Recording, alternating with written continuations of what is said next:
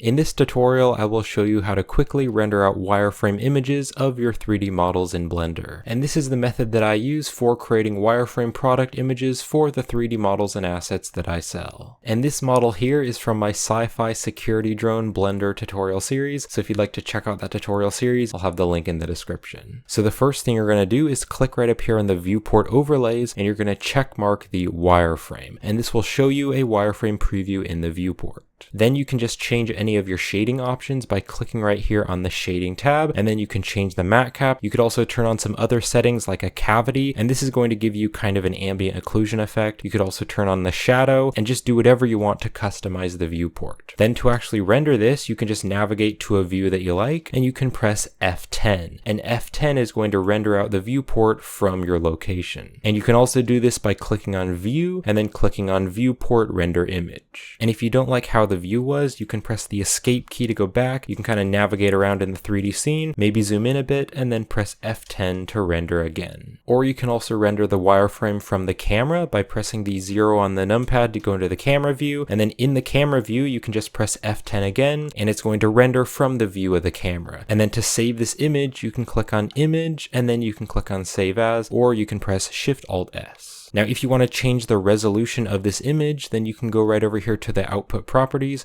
and it's going to use the resolution of your render settings. Now, if you want to change the colors of the wireframe, you can click on Edit and go to the Preferences, just click over on Themes, and then you can open up the 3D viewport.